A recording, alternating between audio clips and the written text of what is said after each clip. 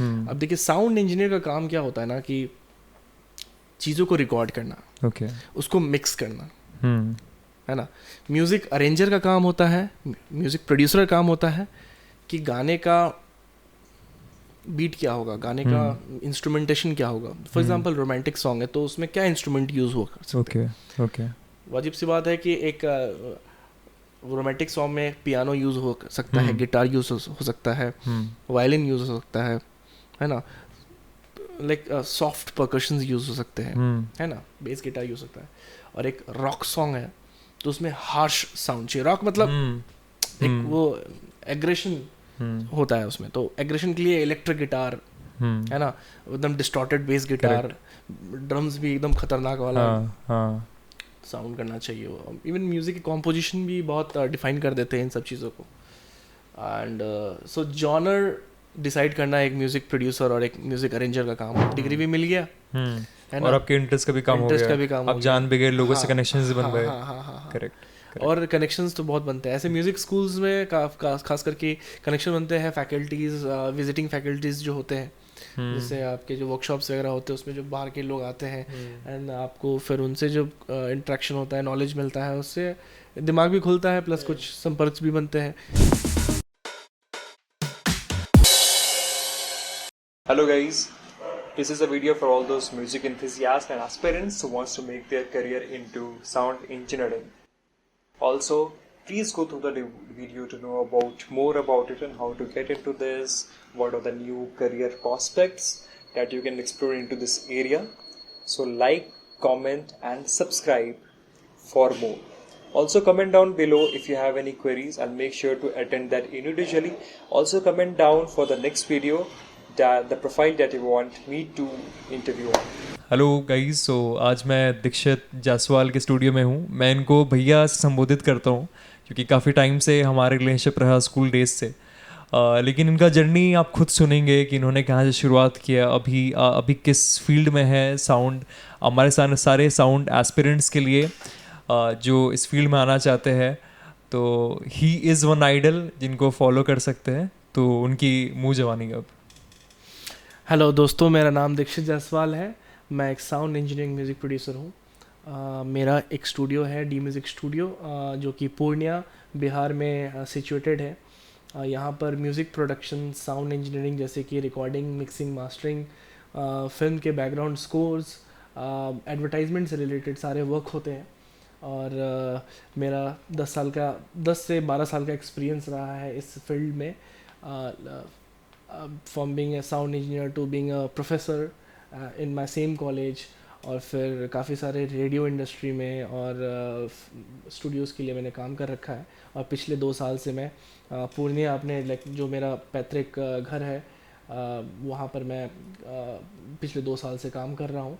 और पिछले 2 साल से लाइक मैंने करीबन 200 से ऊपर आर्टिस्ट को रिकॉर्ड कर रखा है। एंड पूरे बिहार में ये अभी तक का लाइक लोगों का कहना है कि ये one of the best studio है बिहार का। तो मैं आप लोग का लाइक मतलब जो भी आर्टिस्ट यहाँ आ रहे हैं और जिनको लगता है, उन लोगों का मैं दिल से लाइक शुक्रिया करता हूँ कि उन्होंने ऐसा कहा स्टूडियो के बारे में। तो इनका मैं स्टूडियो का लिंक मैं डिस्क्रिप्शन में डाल दूँगा।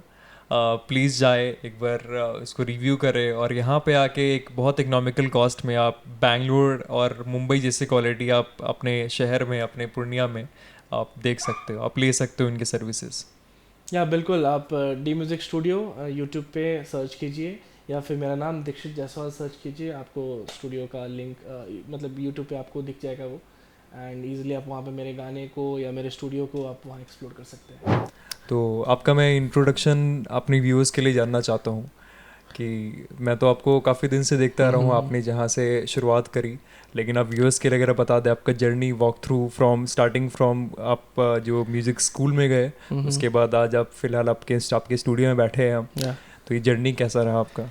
सो फर्स्ट ऑफ ऑल मैं बता दूँ कि ये ईशान जो है ये मेरा जूनियर था। लाइक हम दोनों DAV स्कूल से पास आउट है, DAV स्कूल पूर्णिया। सो हम लोग पूर्णिया के ही प्रोडक्ट है।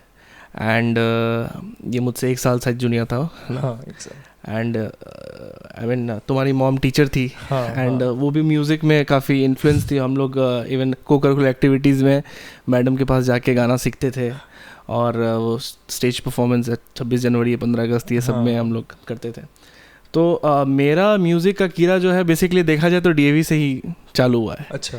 तो what I used to do कि जब लास्ट के 2 मतलब जो आवर्स होते थे तो उसमें गेम पीरियड हुआ करता था. तो हम गेम पीरियड ना करके क्लास में ही क्लासरूम बंद करके सारे जितने भी दोस्त हमारे थे तो we were like back bencher. तो हम लोग और पीछे बैठ के वो हमारा जो बेंच होता था अब बेंच में मैं बजाता था गाता था तो सारे फ्रेंड लोग बेसिकली आके जैम करते थे. तो कोई उसमें से कोई सिंगर है तो कोई रैप कर रहा है कोई समथिंग. और मैं तो लाइक परमानेंट म्यूजिशियन की एक बंदा है जो सभी को ना मतलब लाइक गाना डांस करना ये सब हम लोग का हुआ करता था. या तो वहीं से था मेरा म्यूज़िक में काफ़ी इंटरेस्ट था. म्यूज़िक बीट्स में था, म्यूज़िक मेकिंग में मेरा काफ़ी इंटरेस्ट था. And after that like class 8 में मेरे घर पे कंप्यूटर आया. फर्स्ट टाइम डेस्कटॉप स्कूल वगैरह में था, भैया लोग की यूज़ करता था लैपटॉप वगैरह, बट मेरे घर में पहली बार कंप्यूटर आया. And then I started like using it, learning it. And video editing का शौक चला था थोड़ा. मूवी मेकर हुआ करता था तो वीडियो एडिटिंग में I used to start making like family के जो वीडियोस होते हैं ना उसके एक मूवी टाइप का बनाना. अच्छा. एंड देन फिर लगा कि यार वीडियो तो एडिट कर लेंगे, मतलब जो चीज़ दिखता है वो थोड़ा आसान होता है. लेकिन यार ये साउंड जो ऐसे इंट्रो म्यूजिक हो गया, फिर साउंड इफेक्ट्स हो गए, बैकग्राउंड में जो साउंड हो गए वो इतना क्लियर क्रिस्प कैसे आता है. अपने घर में एक 5.1 स्पीकर था, बेसिकली 5 स्पीकर से अलग अलग साउंड आता था. तो वो मुझे काफ़ी इंटरेस्टिंग लगता था कि ये चीज़ होता कैसे बेसिकली. तो वो इंटरेस्ट जो है मेरे अंदर लाइक आने लगा. और मैं कंप्यूटर की माध्यम से, क्योंकि पूर्णिया जैसे शहर में तभी तो काफ़ी छोटा था तो ज़्यादा एक्सप्लोर आसपास में कुछ ऐसा स्टूडियो नहीं. मुझे लगता है कि पूर्णिया में ये पहला ढंग का स्टूडियो, इवन बिहार में भी ये वन ऑफ द अभी तक बेस्ट स्टूडियो बोलते हैं इसको. तो बेसिकली हम लोग फिर मैंने क्या ना कि कंप्यूटर में साउंड के बारे में खोजना सर्च किया. इंटरनेट था अपने पास, इंटरनेट भी तभी ब्रॉडबैंड चलता था. And then I started exploring music making software. तो कोई दोस्त सजेस्ट करते थे कि भाई ये सॉफ्टवेयर यूज़ कर, वो सॉफ्टवेयर यूज़ कर. है ना, मेजरली इंडस्ट्री में लॉजिक यूज़ करते हैं, but we don't have Mac तभी. अपने पास वो 2 GB रैम वाला 2 GB रहा Windows 98 XP के ज़माने में हम 98 तो हम लोग स्कूल में पावर पॉइंट काम करते थे. देन या उस समय XP था. एंड फिर इंटरनेट में देखो कहीं ना कहीं हम लोग थोड़ा सा तो थे कि अब उतना रिसोर्स भी नहीं था कि जाके एक नया सॉफ्टवेयर परचेज कर लें. नहीं, करेक्ट. उस समय इंटरनेट का ज़माना इवन अभी भी जो बिगनर्स है कहीं ना कहीं इंटरनेट से फ्री वर्जन डाउनलोड करके या फिर क्रैक वर्जन मिल जाता है कुछ. तो वो सीखने के लिए इट्स ओके. अब कोई भी बंदा जाके 50-60 हज़ार का सॉफ्टवेयर लेके एंड उसमें फिर सीखना चालू कर तो पेरेंट्स अलाउ ही नहीं करेंगे. तो आई स्टार्टेड देयर, इंटरनेट से सॉफ्टवेयर वगैरह डाउनलोड किया, म्यूज़िक बनाने लगा. एक मेरा फ्रेंड था मेरे क्लास का, आदर्श. अच्छा. हाँ, तो वो गाना गाता था और मैं म्यूज़िक बनाता था. तो मेरा एक इन्वॉल्वमेंट उसमें काफ़ी अच्छा हो गया था कि मैं ऑनलाइन सीख भी रहा था चीज़ों को. इवन मुझे तो रात में सपने भी आते थे कि मैं रात में बैठ के म्यूज़िक बना रहा हूँ. क्लास 10th का एग्ज़ाम था मेरा और मैथ्स का एग्ज़ाम था और एक दिन पहले बैठ के म्यूज़िक बना रहा हूँ क्योंकि मैथ्स में बहुत ज़्यादा कंफर्टेबल था क्लास 10 तक. ओवर मतलब होता है ना वो कि हो ही जाएंगे पास. हाँ. लेकिन अच्छा मार्क्स भी आया. लेकिन फिर 11-12 में और ज़्यादा हार्डकोर हो गया मेरा ये म्यूज़िक में.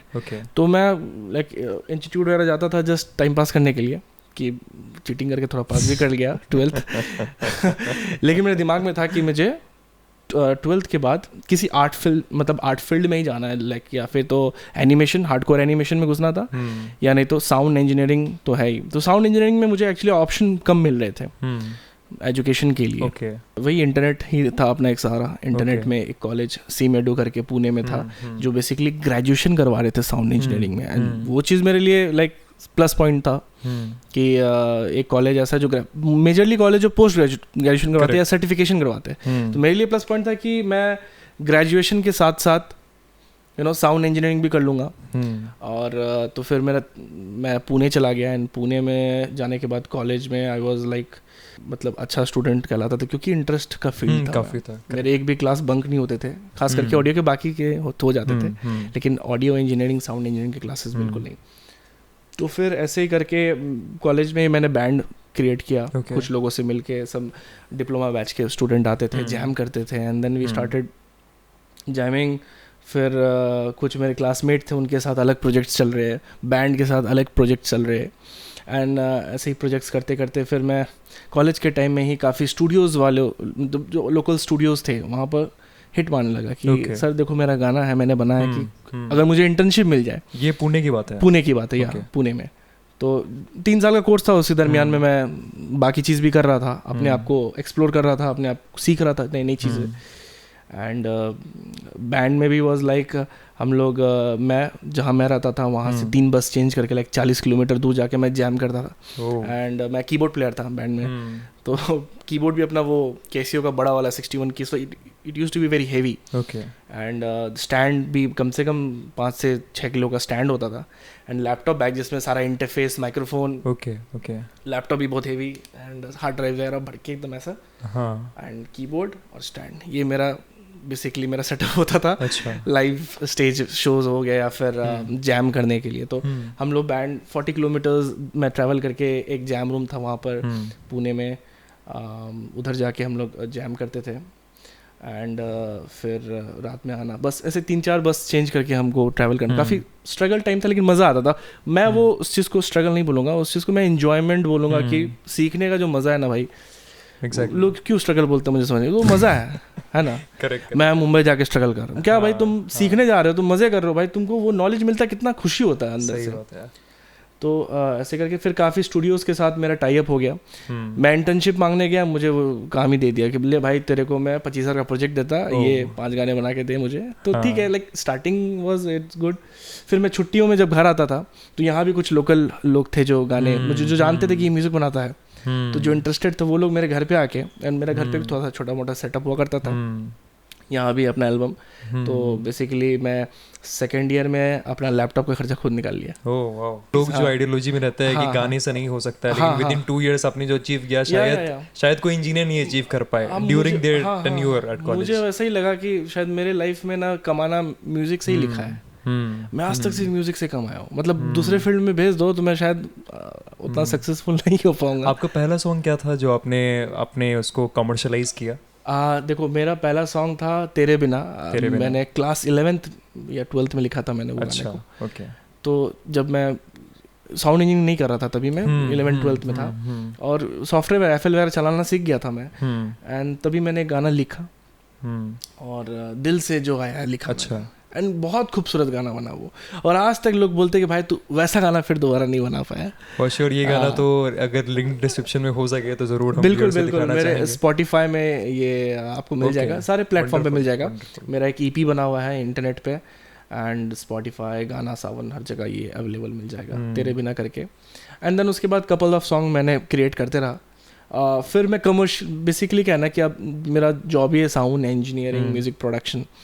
तो मुझे इतने काम मिलने लगे ना कि एक यूएस के क्लाइंट मिल गए एंड फिर उनके लिए काम करता था, लोकल पुणे के स्टूडियोज़ के लिए काम करता था। डिफरेंट पीपल्स जो फ्रीलांस बेसिस पे आते थे तो उनके लिए काम करने लग गया। तो मेरे को खुद के लिए टाइम थोड़ा कम होने लग गया वो चीज़। तो ठीक है, वाजिब सी बात है, आप किसी इंडस्ट्री में घुस रहे हो तो अल्टीमेटली खुद का ही गाने से ज़्यादा आपको दूसरे गाने ही करने पड़ेंगे। करेक्ट। अगर आप सिर्फ सिंगर और सॉन्ग राइटर ना हो, अगर आप साउंड इंजीनियर हो, you have to do that. यही आपका जॉब है, यही आपका फोटे है कि आप दूसरों के गानों को क्रिएट करोगे, फिल्म के गाने को क्रिएट करोगे डिफरेंट। उसके बाद फिर मैं अपने ही कॉलेज में ग्रेजुएशन के बाद मुझे ऑफ़र आया कि for being a faculty they professor बनने के लिए। तो मेरे लिए बहुत बड़ी बात थी कि मैं जिनसे सीखता था वो मुझे कॉल करके बोल रहे हैं कि दीक्षित तुम। और ये सारे स्टूडेंट्स को आते भी नहीं होंगे, कुछ चुनिंदे लोग जो शायद उनको लगेगा जो कि अब टीचिंग के प्रोसेस में आ सकते हैं, जो अपना नॉलेज दे सकते हैं। तो मेरा थोड़ा क्रेडिट अच्छा रहा कॉलेज में, खास करके साउंड में लाइक फर्स्ट बेंचर था। जैसे मैं स्कूल में बैक बेंचर था वहाँ पर मैं सबसे आगे बैठता था और एकदम टाइम पे बैठ जाता था। ओके हाँ तो तो शायद ये बैक बेंचिंग और फ्रंट बेंचिंग डिफाइंड होता आपके इंटरेस्ट पे या मुझे वही लगता है कि किसी के इंटरेस्ट जिसका हो जिस फील्ड में, अगर वो इंसान वही करे ना तो डेफिनेटली उसको सक्सेस मिलना है।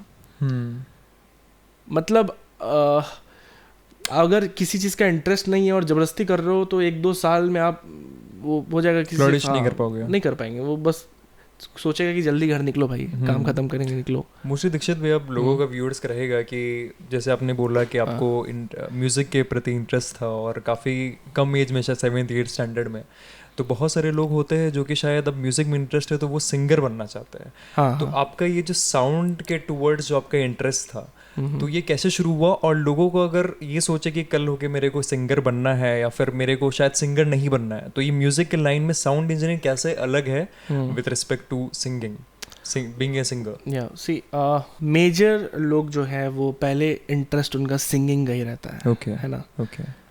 मोस्ट ऑफ द पीपल का अगर किसी म्यूजिक में झुकाव होता है फ्रॉम द चाइल्डहुड, वो सिंगिंग से ही होता है, क्योंकि वो उसको गाना अच्छा लगता है या गाना सुनना पसंद है या रैप करना पसंद है। मतलब वोकल जो ऐसा चीज़ है ना कि इंसान सबसे पहले वही चीज़ कनेक्ट कर पाएगा।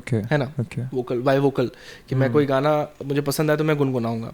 काफ़ी सारे सिंगर्स जो मेरे पास आते हैं एंड फॉर द रिकॉर्डिंग, लेकिन बहुत लोग को मालूम नहीं होता है कि वो किस कैटेगरी में या किस लेवल पे है अभी। तो एंड बहुत लोग को क्या होता है ना कि सिंगिंग के अलावा और भी फील्ड है उनके बारे में जानकारी नहीं है। है ना? ये बहुत लोग ऐसा लगता है कि सिंगिंग ही सब कुछ है, सिंगर ही सब कुछ है, जैसे हीरो ही सब कुछ है। Hero is just a part of, like हमारे लिए एज अ साउंड इंजीनियर हमारे लिए सिंगर भी उतना इम्पोर्टेंट है जितना एक गिटार का सोलो, जितना एक पियानो का कॉर्ड, जितना एक वायलिन का सोलो, या मतलब जो भी इंस्ट्रूमेंट, एक ड्रम के snare is equal to singer for engineer. अब देखिए साउंड इंजीनियर का काम क्या होता है ना कि चीज़ों को रिकॉर्ड करना, उसको मिक्स करना। है ना? म्यूज़िक अरेंजर का काम होता है, म्यूज़िक प्रोड्यूसर का काम होता है कि गाने का बीट क्या होगा, गाने का इंस्ट्रूमेंटेशन क्या होगा। फॉर एग्जांपल रोमांटिक सॉन्ग है तो उसमें क्या इंस्ट्रूमेंट यूज़ होगा। वाजिब सी बात है कि एक रोमांटिक सॉन्ग में पियानो यूज़ हो सकता है, गिटार यूज़ हो सकता है, वायलिन यूज़ हो सकता है ना, लाइक सॉफ्ट परकशंस यूज़ हो सकते हैं, है ना, बेस गिटार यूज़ हो सकता है। और एक रॉक सॉन्ग है तो उसमें हार्श साउंड चाहिए। रॉक मतलब एक वो एग्रेशन होता है उसमें, तो एग्रेशन के लिए इलेक्ट्रिक गिटार, है ना, एकदम डिस्टॉर्टेड बेस गिटार, ड्रम्स भी एकदम खतरनाक वाला साउंड करना चाहिए। इवन म्यूज़िक की कॉम्पोजिशन भी बहुत डिफाइन कर देते हैं इन सब चीज़ों को। एंड सो जॉनर डिसाइड करना एक म्यूज़िक प्रोड्यूसर और एक म्यूज़िक अरेंजर का काम होता है। अब साउंड इंजीनियर में भी 2 टाइप के इंजीनियर होता है, एक recording engineer, mixing engineer, mastering engineer, 3 type के हो गए। सो रिकॉर्डिंग इंजीनियर का काम रिकॉर्ड करना हो गया, मिक्सिंग इंजीनियर का काम गाने को मिक्स करना हो गया। मतलब जो रिकॉर्डेड साउंड है या प्रोड्यूस साउंड है उसको और बेटर सुनने के लिए, बेटर लाइक स्पेक्ट्रम वाइज सब कुछ क्लियर सुन रहा है। जो हम लोग आजकल सुनते हैं मिक्सेस, तो आप लोग ज़्यादा मेजर काम मिक्सिंग का ही रहता है। अलग अलग इफेक्ट्स आ रहे हैं, अलग इफेक्ट्स आ रहे हैं, है ना। कभी ये साउंड इधर से उड़ के इधर आ गया, इधर से उड़ के इधर आ गया, लाइक ये सारा इफेक्ट काम सब साउंड मिक्सिंग इंजीनियर का काम होता है। एंड मास्टरिंग इंजीनियर का काम होता है बेसिकली जो सॉन्ग है या फिर नंबर्स ऑफ सॉन्ग्स, एक एल्बम बना है तो उसका आउटपुट जो है वो सारे स्पीकर में अच्छे सुनाई दे। Example laptop, mobile, headphone, computer, है ना, या फिर मूवी मिक्स कर रहे हैं, मूवी मास्टर कर रहे हैं, तो उनका एक लेवल होना चाहिए। एंड मास्टरिंग इंजीनियर का ये भी काम होता है कि मान लीजिए आप चैनल के लिए काम कर रहे हैं तो चैनल ब्रॉडकास्ट होने वाला है, तो कुछ उसके भी नॉर्म्स होते हैं, उसके भी पैरामीटर्स होते हैं कि इतने LUFS में US का अलग है, UK का अलग है, इंडिया का अलग है, डिजिटल के अलग है, TV के अलग है, रेडियो के अलग है। तो बेसिकली इन सब चीज़ों के लिए लेवल्स गवर्नमेंट ने कुछ डिसाइड कर रखे हैं या फिर सिस्टम्स जो है वो कुछ ये अलाउ करता है। तो मास्टरिंग इंजीनियर का काम होता है वो थोड़ा नेक्स्ट लेवल का हो जाता है। बट बेसिक मास्टरिंग जो है, आजकल डिजिटल एरा है तो बेसिक मास्टरिंग बहुत लोग कर लेते हैं। मेजर गेम मिक्सिंग का ही होता है गाने में, खास करके कि कैसे किसी चीज़ को खूबसूरत बनाना, बेटर बनाना, क्लियर बनाना, क्रिस्टल क्लियर। या एंड फिर जब हम फिल्म की बात करेंगे ना, तो फिल्म में भी अलग अलग लेवल ऑफ वहाँ पर रिकॉर्डिस्ट होते हैं जो लाइव लोकेशन में जाके अलग अलग, अब लोकेशन में देखोगे आप कि लोगों के पास कॉलर माइक भी होता है लेकिन वो दिखता नहीं है, तो उसको कैसे लगाना है। इवन आप देखोगे बूम माइक्रोफोन लगा के बहुत लोग ऐसे वाले, शूटिंग चल रहा है, लाइट कैमरा एक्शन साउंड सब बोलते हैं ना, sound camera something like that, तो उस समय बूम माइक्रोफोन लेके एक बंदा खड़ा है ऐसे करके। फिर इवन लोकेशन में क्या होता है कि जैसे लोकेशन का एम्बियंस क्या है, फॉर एग्जांपल आप माउंटेन में हवा चल रही है ना, वहाँ पर आप रिकॉर्ड कर रहे हो तो वहाँ का भी एम्बियंस क्या है वो आपको रिकॉर्ड करना है, ताकि फिर मिक्स में जाके वो पीछे से आप दे पाओ, क्लियरली सबको रिकॉर्ड करना। होता क्या है ना कि फिल्म में बेसिकली लोकेशन के टाइम में ट्रैफिक है या बहुत सारे क्राउड है, आपको तो दिख रहा है कि चलो 2 आदमी है यहाँ पर, है ना, लेकिन उसके पीछे कितने आदमी होते हैं जो मान लो टीम है, पूरा हल्ला गुल्ला चलते रहता है, दर्शक आ जाते हैं, कुछ पब्लिक क्राउड आ जाएंगे, एंड देन फिर कोई सिटी मार रहा है कोई, है ना, तो वो गज गज गज गज साउंड आते रहेंगे, है ना, पूरा एक एम्बियंस का साउंड आता है उसमें। या फिर आप डायलॉग बोल रहे हो, एरोप्लेन क्रॉस कर गया, एक हॉर्न करके चला गया, तो वो चीज़ आपको नहीं दिख रहा है थिएटर में, या फिर आप मूवी देख रहे हो तो एकदम क्लियर दिख रहा है। हाँ, तो वैसे सिनेरियो में क्या होता है ना कि फिर स्टूडियो में आके जब एडिट हो जाता है मूवी तो उस पर डब किया जाता है। सो बेसिकली डबिंग में क्या करते हैं, लिपसिंग करते हैं, जो ही चीज़ हमने वहाँ पर बोला था वैसे ही इमोशन में, वही फीलिंग में हम उसको वॉइस ओवर वापस मूवी में करते हैं। तो मेजर कार्टून मूवीज जो होते हैं तो उसमें वॉइस ओवर डबिंग ही चलता है, क्योंकि कैरेक्टर कहाँ से साउंड लाएगा, कोई बंदा ही पीछे से करेगा ना। लेकिन आजकल मूवीज जो बन रहे हैं, फॉर एग्जांपल रूम के अंदर हो रहा है या कोई शांत माहौल में हो रहा है, तो वहाँ पर रिकॉर्डिस्ट जो है वो माइक्रोफोन प्लेस कर देता है, उसका कोशिश रहता है कि मूवीज में यूज होता है, हाँ, जो कि दिखता नहीं है, हाँ, जो कि उनका कोशिश रहता है कि बेटर से बेटर आउटपुट आ जाए एंड फिर उसको डबिंग करने की जरूरत ना पड़े। अगर कहीं ऐसा सिनेरियो आया कि बहुत नॉइज़ आ गया है या कुछ गलती हो गई है, बहुत लाउड हो गया, नॉइज़ आ गया, तो फिर उसको हम लोग वापस से डबिंग करवाना पड़ेगा, आर्टिस्ट को बुलवाना पड़ेगा, स्टूडियो में रिकॉर्डिंग होगी उस चीज़ की। तो या तो दीक्षित भैया, ये जो 3 स्पेशलाइजेशन आपने बोले थे, एक मास्टरिंग का, मिक्सिंग और रिकॉर्डिंग का, तो ये स्पेशलाइजेशन आपको कॉलेज में चूज़ करना पड़ता है ये 3 साल के कोर्स में, या फिर जो बंदा अगर फिर बीएससी इन साउंड इंजीनियरिंग करके निकला है, जो भी डिग्री मिली है, उसमें स्पेशलाइजेशन मेंशन होता है, या फिर वो तीनों मास्टर कर सकता है लेटर? नहीं, आपको तीनों चीज़ बेसिकली साउंड इंजीनियरिंग में आपको ये सारी चीज़ सिखाई जाएंगे। हाँ, उसके बाद आपको जब प्रोफेशन में आपको आना है तो फिर आप जो वहाँ पर डिसाइड कर सकते हैं। अच्छा, एक चीज़ और मिस हो गया मुझे, लाइव साउंड इंजीनियरिंग भी होता है। लाइव साउंड, हाँ, लाइव साउंड हो गया जैसे स्टेज शो हो गए, या फिर आप for example Kapil Sharma show देख रहे हो, है ना, वहाँ पर क्या बहुत सारे कैरेक्टर्स आ रहे हैं, बहुत सारे लोग आ रहे हैं, उनके भी रिकॉर्डिंग हो रही है। करेक्ट, लाइक वहाँ पर लाइव हो रहा है सब कुछ। हाँ, फॉर एग्जांपल अभी हम दोनों लाइव में कन्वर्सेशन कर रहे हैं, तो ये भी एक छोटा सा एग्जांपल है, फिर बाद में रिकॉर्डेड भी जाएगा लोगों के पास। या तो ये एट द सेम टाइम आप इतने सारे कैरेक्टर्स इंट्रोड्यूस कर रहे हो,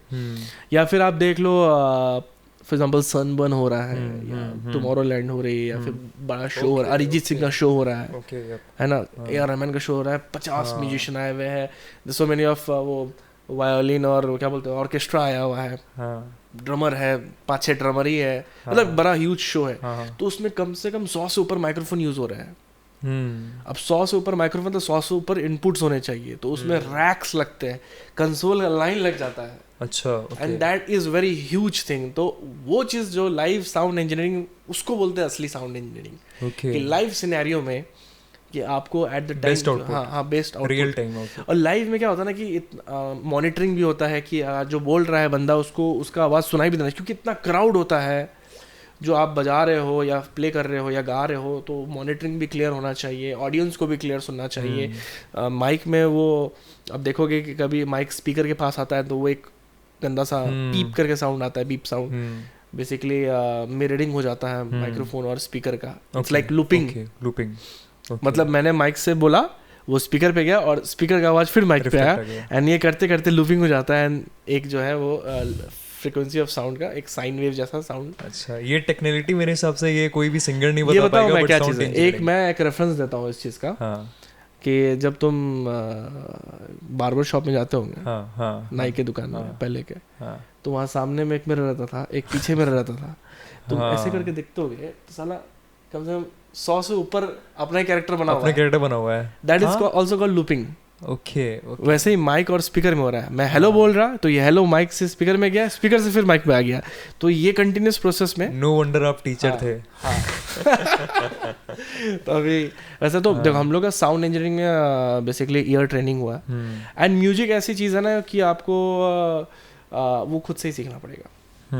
sound engineering music production is a different thing but very related, क्योंकि इसी इंडस्ट्री का चीज़ है। तो म्यूज़िक प्रोडक्शन मेरे अंदर पहले से था। पियानो मैंने सीखा क्लास 10 से ही मैं चालू कर दिया था पियानो सीखना, एंड देन फिर काफ़ी जल्दी सीखा मैंने। अब अभी करेंटली कितने इंस्ट्रूमेंट्स बजाते हो?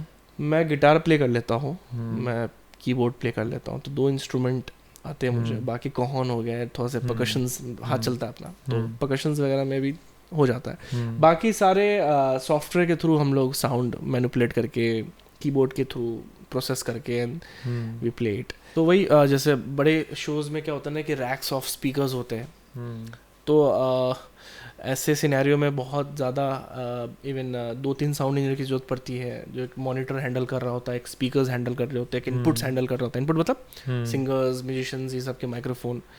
तो लाइव साउंड इंजीनियरिंग भी एक बहुत बड़ा फील्ड है एंड काफ़ी डिमांडिंग है।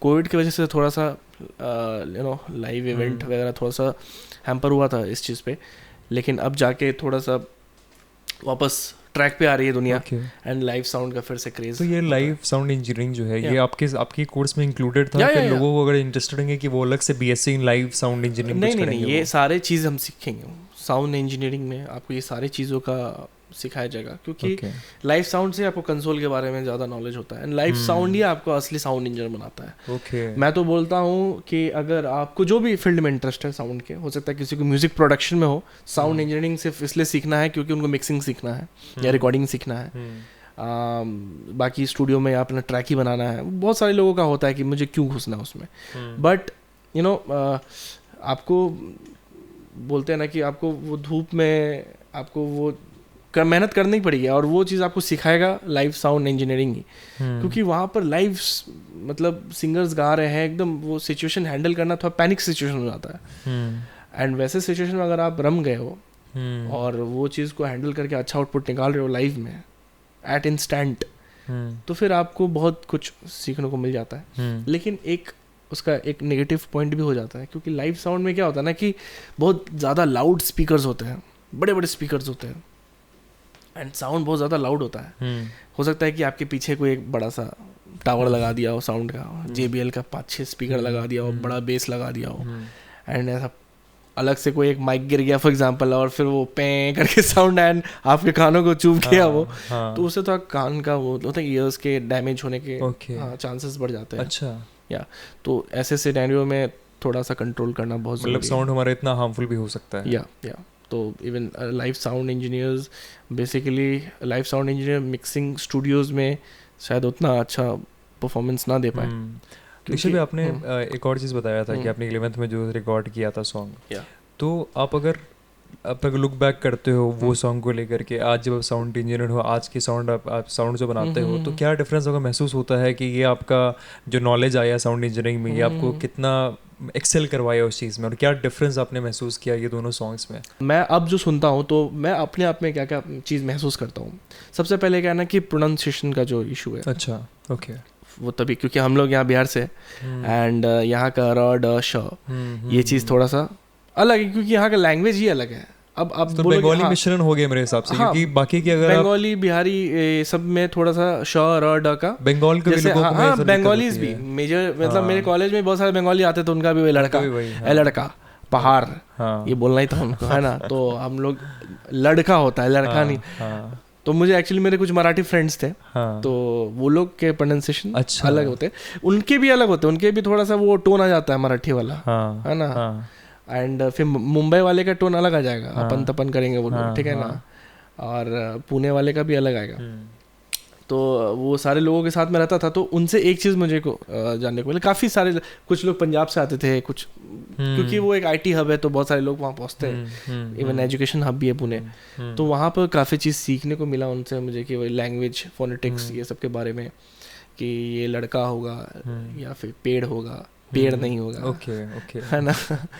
तो हम लोग का वही था कि एक तो हम करके बात करते ऐसा लगता है कि 10-12 लोग लेके आ रहे हैं हमारे भाई तो कितने लोग आ रहे हैं तो ये चीज़ वहाँ पर रह के सुधर जाता है, लेकिन ठीक है, इसका अपना मज़ा है। मुझे ऐसा लगता है क्योंकि मैं अब यहाँ पूर्णिया में काफ़ी रैपर्स लोग को रिकॉर्ड कर रहा हूँ, तो इनका भी वही इशू है ना। तो ये कितना डिफर मतलब कितना मैटर करता है ये, मतलब अगर आप सुनोगे अगर देखो जब आप बड़े लेवल पे फॉर एग्जांपल आप इंडियन आइडल में मैंने सुना था एक इंसिडेंट हुआ था शायद, वो जजेस सुधार रहे थे उसको, शायद तो बंगाल से वो लड़का है, होना ही है वो चीज़, होना ही है। आप बहुत अच्छे सिंगर हो लेकिन अगर आप प्रोनाउंसिएशन सही नहीं कर पा रहे हो तो एक तो ऐसे ही सुनने में गलत लगेगा आपको, कहीं ना कहीं अनकॉन्शियसली आपको लगेगा कि कुछ तो गड़बड़ है यार, लेकिन आप सही प्रोनाउंसिएशन कर रहे हो ना तो लगेगा कि यार सही लग रहा है, एकदम परफेक्ट लग रहा है सुनने में। इवन उर्दू अल्फाज भी होते हैं तो उसके भी थोड़े अलग होते हैं, अच्छा है ना। तो मुझे लगता है कि एक अच्छा सिंगर बनने के लिए आपको वो सारी लैंग्वेज के कोर वैल्यू सीखने की बहुत ज़रूरत है। या आप रैपर हो या कोई भी हो, वोकल का काम कर रहे हैं, एंकर हो, प्रोनाउंसिएशन सही करना बहुत ज़रूरी है। तो आपने अपने सिंगिंग, जहाँ तक आपने अपनी शुरुआत करी सिंगिंग से, तो आपको लगता है साउंड इंजीनियरिंग करने के बाद अभी जो आप करंटली काम कर रहे हो उसमें आपके सिंगिंग का रोल थोड़ा कम हो गया है? मेरा हाँ देखो कुछ ऐसे प्रोजेक्ट्स हैं जिसमें मैं अभी भी लाइक कंटिन्यूस कोशिश करता हूँ सिंगिंग करने का। अच्छा। बिकॉज ऑफ कोर्स बहुत लोग सिंगर ही मेरे क्लाइंट्स हैं जो आते हैं गाना बनवाने के लिए, तो ऑफ कोर्स उनका काम तो करना ही पड़ेगा। अब मैं उनको बोलूँगा कि नहीं भाई मेरे पास टाइम नहीं है, मुझे खुद का गाना करना है, तो वो सारे लिरिक्स लेकर के आते हैं फिर वो अपने से गाना वो धुन लेकर के आते हैं आपके पास? देखो मेजर म्यूज़िक प्रोडक्शन का मेरा मेजर काम रहता है, music production, recording, mixing, mastering. तो इस सिनेरियो में मैं कोशिश करता हूँ कि वो सामने वाला व्यक्ति जो है वो अपना लिरिक्स लेके आए, अपना धुन बना के लाए उस चीज़ का, है ना, ताकि मेरे पास आए वो सुना और मैं उस चीज़ को बेटर कर दूँ। मतलब आप कौन कौन से उसमें इंस्ट्रूमेंट्स डालोगे वो आपके ऊपर है? हाँ, इंस्ट्रूमेंट मेरा डालना है, बीट्स कैसे रहेंगे, उसको क्या फील लेना है। फॉर एग्जांपल डांस नंबर है तो क्या रिदम रहेगा, क्या जो भी जॉनर चल रहा है या उसको जो चाहिए उसको डिमांड है। फॉर एग्जांपल पंजाबी म्यूजिक ऐसा चाहिए उसको, तो वैसे इंस्ट्रूमेंट यूज़ करेंगे हम लोग, ढोल, तुम्बी, ये सब, ताशा, ये सब यूज़ करेंगे। उसको थोड़ा साउथ इंडियन इंस्ट्रूमेंट चाहिए तो जो वहाँ के नगाड़ा वगाड़ा जो होते हैं साउथ इंडियन वाले, है ना, तो वैसे इंस्ट्रूमेंट ज़्यादा परकशंस यूज़ होते हैं साउथ इंडियन में। रिदम भी उनका होता है 6/8 करके, 1 2 3 4 5 6 है ना, तो अरे प्रीतम प्यारे 1 2 3 4 5 6 1 2 3 4 5 6। Okay okay okay. तो टेक्निकलिटी आपको मतलब नॉलेज से आपको पढ़ करके आपके कोड से पता चला या फिर आपने उसको रिसर्च किया? म्यूजिक का मैंने काफ़ी यूट्यूब वगैरह से भी एक्सप्लोर किया, कुछ गुरुज के पास भी गया, सीखा मैंने कुछ दिन, लेकिन ज़्यादा पेशेंस नहीं था कि मैं क्लासिकल उतनी देर होल्ड करके, बिकॉज मैं थोड़ा टेक्निकल बैकग्राउंड का बंदा हूँ, तो अपना दिमाग थोड़ा ज़्यादा फास्ट चलता है इस चीज़ों में। क्या मैं 6 साल 5 साल बैठ के पूरे, अब मुझे सिंगर तो बनना नहीं था, मैं गा लेता हूँ बिकॉज ये माइंडसेट दीक्षित आपके दिमाग में कब से आया? कि अभी भी मेरे पास 2 क्वेश्चन थे इसके ऊपर कि एक बंदा अगर साउंड इंजीनियरिंग करना चाहे तो उसके लिए क्या पाथ होना चाहिए जब उसने डिसाइड किया, और एक बंदा जो सिंगर है तो वो कैसे आगे बढ़े कि उसका, क्योंकि आजकल मेरे को लगता है एवरीथिंग इज टेक्नोलॉजी ड्रिवन, हर एक कुछ में टेक्नोलॉजी। अगर आप बस अब सोचो कि बस मैं गाना गा लूँ तो उससे अब नहीं होगा, आपकी लाइव शोज पे शायद नहीं कर पाओगे बस गाना गा करके, और कितने दूर तक पहुंच सकते हो।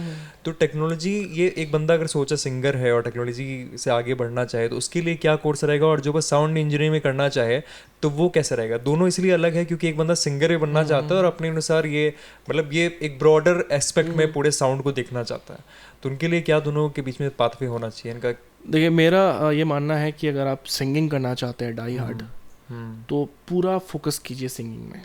ओके, पूरा फोकस कीजिए, जो बेसिक चीज़ें हैं, आप क्लासिकल म्यूजिक सीखिए, आप वेस्टर्न क्लासिकल सीखिए, वोकल ट्रेनिंग कीजिए, ओके, है ना, और अच्छे गुरु से सीखिए सबसे पहली बात तो, और डिसिप्लिन में सीखना बहुत ज़रूरी है, पागल होना बहुत ज़रूरी है उस चीज़ के लिए।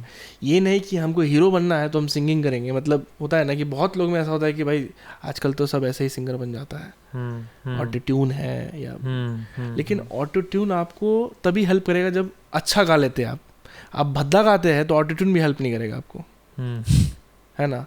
तो भद्दा गाते तो ऑटो ट्यून लगाने के बाद ऑटो ट्यून भी क्या करता है ना, स्केल के बेसिस पे चलता है वो, तो सिंगर आसपास हो स्केल के, अगर उसको स्केल का नॉलेज है या फिर बाय सेंस भी अगर अच्छा गा रहा है तो स्केल में गा रहा है, सुर में गा रहा है, तो आसपास हो तो ऑटो ट्यून सही कर देगा।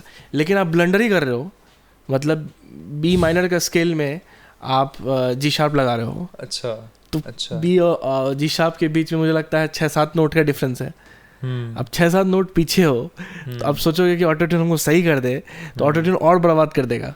तो ऑटो ट्यून भी उन लोग के लिए ही है जो हल्का अच्छा गा लेते हैं, है ना। और मान लीजिए ऑटो ट्यून से आप गा लिए अच्छा, लेकिन इमोशंस कहाँ से लाइएगा, एक्सप्रेशंस कहाँ से लाइएगा। सो बहुत सारे सिंगर क्या है ना कि क्लासिकल सीखते हैं, एक मतलब रटने वाला सिस्टम रहता है, तो नए गाने को एक तो वो अडॉप्ट नहीं कर पाते, नए फीलिंग्स को अडॉप्ट नहीं कर पाते। कभी कभी आपको उन किताबी चीज़ से हटके अगर कुछ खुद का क्रिएट करना है तो मतलब सोल से भी गाने बनते हैं। ज़रूरी नहीं है कि आपके जो एजुकेशन है उससे ही गाने बनेंगे।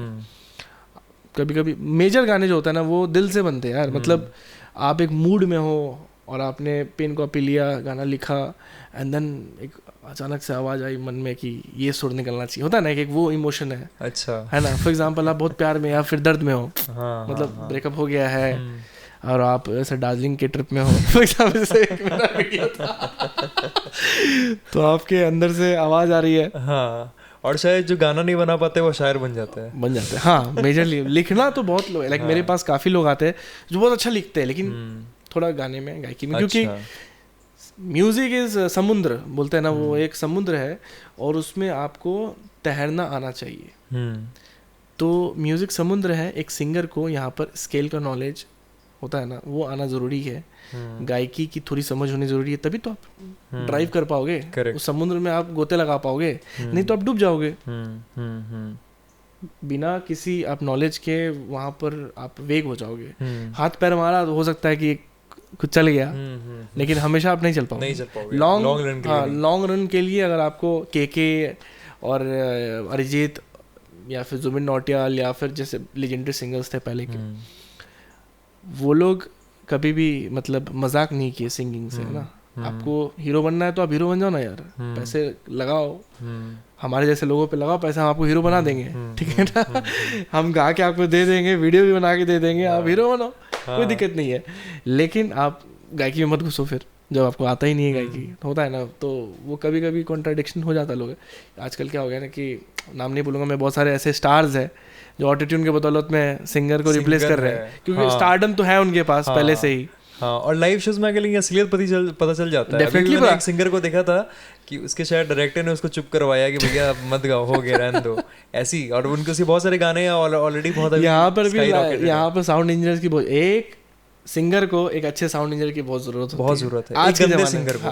गंदे सिंगर को तो और ज्यादा जरूरत है, अच्छे सिंगर को भी जरूरत है। देखो कहीं ना कहीं टेक्नोलॉजी चारों तरफ से गिर गया, अगर हम पीछे रह जाएंगे इन सब चीज़ों से तो शायद कहीं भी ना पहुंच पाए। सिर्फ वही है कि सिर्फ गिटार बजाने से या बाथरूम सिंगर होने से आप सोनू निगम नहीं बन पाइएगा। सोनू निगम भी अगर घर पे गाता या फिर बाथरूम सिंगर ही रहता तो नो वन नोज ना उसको। बाहर निकला, लोगों के सामने गाया, उसके पोस्टर छपे, उसके शोज हुए, तभी तो वो सोनू निगम है। अच्छा, और ये दीक्षित भाई, ये सोनू निगम की बात हो रही थी, उसने जब बहुत साल पहले शुरू किया था उसने अपना करियर, तो उस वक्त साउंड इंजीनियरिंग मेरे हिसाब से उतना वाइड स्प्रेड नहीं था जितना आजकल है, जितना आजकल आप देख पाते हो। बहुत सारे, इनफैक्ट मैंने देख रहा था कि शायद बैंगलोर की यूनिवर्सिटी है वो भी साउंड इंजीनियरिंग का कोर्स करवा रही है जी। तो ये मतलब ये पहले कौन मैनेज करता था इस चीज़ को, और अब नहीं, पहले भी साउंड इंजीनियर्स होते थे लेकिन उसके लिए कोर्स डिफाइन नहीं था पहले। मेजरली अभी भी मुंबई में जाइएगा आप या फिर बड़े सिटीज़ में, तो लोग एक्सपीरियंस से भी बहुत कुछ सीख जाते थे। अच्छा, ओके।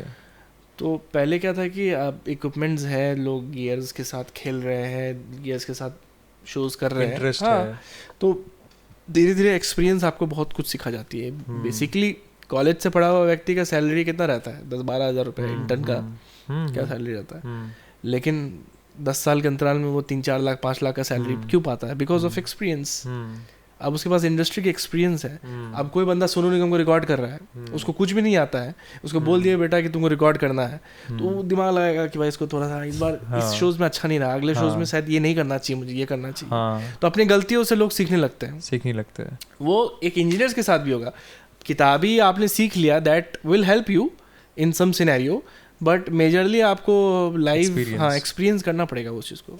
मैंने बहुत सारे गाने मिक्स किए, तब जाके आज के डेट में ऐसा है कि मैं सिंगर गाता है और आधा घंटा में उसको मिक्स भेज देता हूँ मैं करके. बोलता है कि सर हो गया. हम बोले हाँ भाई हो गया. बोले भाई मैंने इस चीज़ के लिए अपने 12 साल खपा दिए, है ना.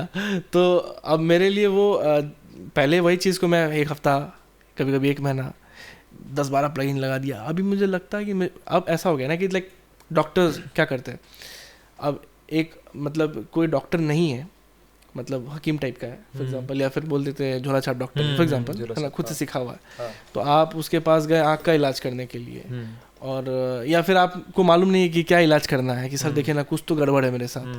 तो क्या करेगा, थोड़ा कभी घुटना देखेगा, कभी हाथ देखेगा, कभी नाक देखेगा, कभी आँख देखेगा, कभी पैर देखेगा, कुछ भी देख सकता है. और इलाज करना हो क्या चीज़ का हो सकता है किसी और चीज़ का कर दे. बट एक प्रॉपर जो डॉक्टर होते हैं वो एक बार में समझ जाएंगे क्या चीज़ का इलाज करना है. आपके आँख में प्रॉब्लम तो वो आँख का ही इलाज करेंगे, ना कि आपके कान का इलाज कर देंगे.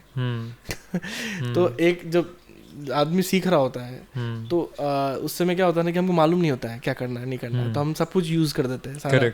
हम एक वोकल में EQ भी कर दिया, EQ में भी हाइज बढ़ा दिया, लोज बढ़ा दिया कि साला को बेस आए है ना खूब, और हाइज भी बढ़ा दिया कि एकदम लगना चाहिए कि एकदम बढ़िया. हमको ऐसा लगता है कि हाइज बढ़ाने से आवाज़ में थोड़ा क्रिस्पनेस आ जाता है, बेस बढ़ाने से बूमी आ जाता है. अच्छा. लेकिन ब्लंडर हो रहा है वो. इट्स लाइक अब मिक्सिंग में लोग क्या करते हैं, बढ़ाते हैं ज़्यादा, जो नूब्स होते हैं बेसिकली स्टार्टिंग में कि भाई आवाज़ कम आ रहा है तो वॉल्यूम बढ़ा दो, ठीक है ना. लेकिन उसको ये नहीं मालूम कि अगर किसी चीज़ की आवाज़ कम आ रही है और बाकी इंस्ट्रूमेंट की आवाज़ कम कर देंगे तो वो चीज़ ऑटोमेटिकली हाईलाइट हो जाएगा. Okay okay. इट्स लाइक मतलब पूरा एक म्यूज़िक रिकॉर्ड है, उसमें ड्रम्स है, गिटार्स है, वोकल्स है ना, और कीबोर्ड है. तो वोकल की आवाज़ दब रही है फॉर एग्जांपल, वोकल की आवाज़ दब रही है, तो वहाँ पर हमको क्या करना है, ये नहीं कि वोकल की आवाज़ बढ़ा दी, इतना बढ़ा दिया कि फटने लग गया, स्पीकर से फट फट फट फट साउंड आ रहा है ना. मेजरली लोग यही करते हैं कि भाई कम आ रहा था बढ़ा दो, गिटार्स कम आ रहा गिटार बढ़ा दो. लेकिन एक ढंग का इंजीनियर जो होगा ना, जो एक्सपीरियंस रखा होगा, वो क्या करेगा, वो सिग्नल्स देखेगा सबसे पहली बात, क्या मैं ग्रीन जोन में है, मैं कितने dB पे क्या चीज़ रख रहा हूँ कि साउंड जो आउटपुट फटे ना, ठीक है ना. तो अब यहाँ पर वोकलिस्ट की आवाज़ को हाईलाइट करने के लिए आप बाकी इंस्ट्रूमेंट को कम कर दो ना, ऑटोमेटिकली फोकस में आ जाएगा. करेक्ट है ना. और ये मेरे को लगता है अब जो सिंगिंग वाला सेगमेंट है ये भी अब बाकी कॉमन सेंस और बाकी आपके स्किल से अब पड़े नहीं है. अब ये सारी चीज़ें भी साथ में आ गई है कि आप उसके अनुसार अपने सबसे बेस्ट आउटपुट कैसे दे सकते हो. और आजकल सिंगिंग तो कंज्यूमर्स के लिए, आजकल के न्यू कंज्यूमर्स के लिए, अगर ज़रा सा भी कुछ अगर रिकॉर्डिंग में दिक्कत हुई तो लोग रिजेक्ट कर देंगे.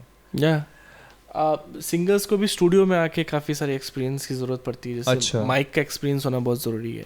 कैसे? फॉर एग्जांपल अगर आप लाउड गा रहे हो, ये माइक जो है ना ये बहुत सेंसिटिव होता है.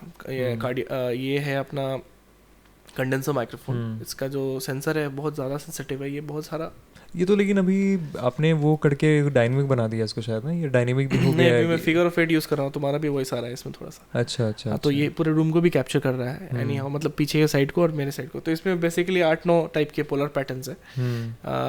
माइक्रोफोन्स के क्लास में हम लोग ये सब सिखाते हैं कि पोलर पैटर्न्स बेसिकली ये माइक है क्लास में, मतलब कि आपके बैचलर्स में. हाँ क्लास में बैचलर्स में हो गया. फिर बहुत कुछ कोई लोग सीखते हैं मुझसे तो उनको भी मैं बताता हूँ.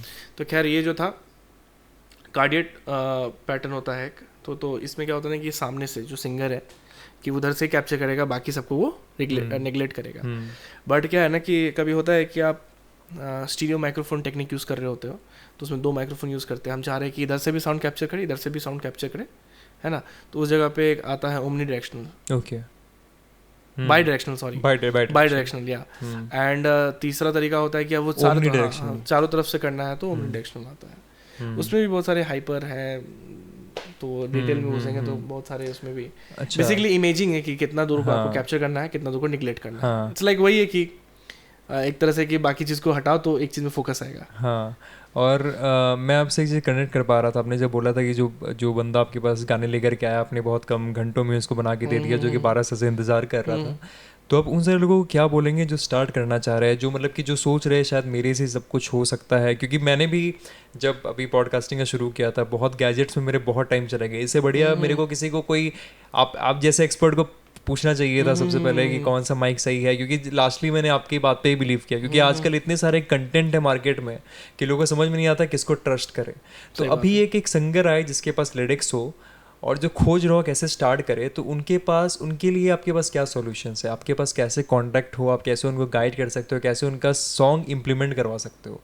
लाइक रिकॉर्डिंग हाँ, अगर उनके पास एक गाना है, धुन है, सब कुछ है, तो वो आपके पास क्या आया और कैसे उसका पूरा जर्नी होगा? हाँ, तो जैसे क्या होना है कि आपने गाना लिखा हुआ है और आपने उसका धुन बना के रखा हुआ है, ठीक है, तो आप मेरे पास आओगे, फॉर एग्जांपल मेरा कांटेक्ट आपको मिल जाएगा, यूट्यूब पे भी सर्च करोगे या फिर इंस्टा फेसबुक पे भी सर्च करोगे या किसी के थ्रू अगर आप मेरे पास आते हो, तो पहला क्या होगा कि मैं आपसे सुनूंगा कि आपने क्या लिखा है उसको और क्या गाया है। ओके।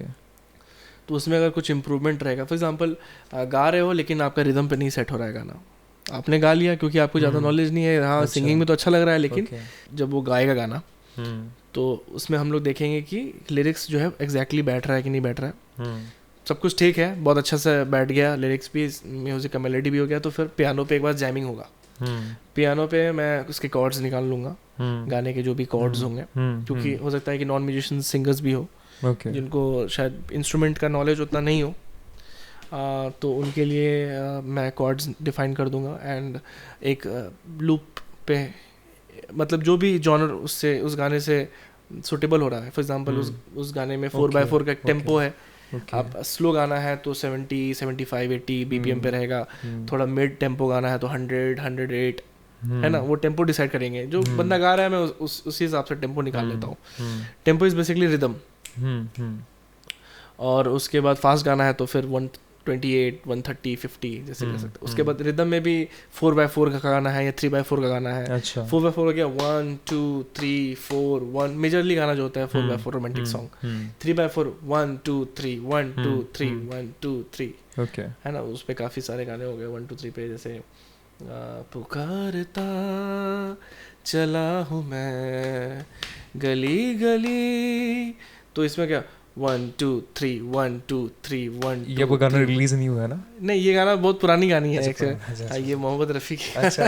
इट्स लाइक सो इसमें 3 और 6/8 में मेजरली साउथ इंडियन सॉन्ग्स हो गए, या 7/8 होता है, तो वो आप डिफाइन करो। हाँ, जो छठ के गाने होते हैं 7/8 होते हैं, 7/8 वो अलग ही रिदम है। और आजकल के बॉलीवुड के जो गाने हैं मेजरली 4x4 3x4 ये दो चलता है। अच्छा, तो आप वो डिफाइन करके उसको दोगे? हाँ, उसको ऑफ कोर्स नॉलेज अगर नहीं, एक सिंगर आया बेचारा गाना लिख के आया गाने के लिए, अब उसको क्या मालूम कि 3x4 में गाया रहे कि 4x4 पे हो रहा है, तो इवन वो बोलेगा कि उसके दिमाग में कुछ रहेगा कि भैया मुझे इस गाने की तरह सॉन्ग चाहिए या फलाने गाने की तरह सॉन्ग चाहिए, तो मैं फिर उस हिसाब से इंस्ट्रूमेंटेशन वगैरह उसका ट्रैक बना दूंगा, मैं एक डमी रिकॉर्ड हो जाएगा, उस पर ट्रैक बना दूंगा, एंड देन फिर फाइनल डे सिंगर आएगा, उसको भी मैं ट्रैक भेज के थोड़ा प्रैक्टिस करने का टाइम दे दूंगा, एंड देन फाइनल डे पे यहाँ पर माइक लगेगा, सिंगर अंदर जाएगा, उसके बाद मल्टीपल टेक्स होंगे, जो बेस्ट लगेगा मुझे मैं वही रखूँगा, है ना। और कभी कभी क्या होता है कि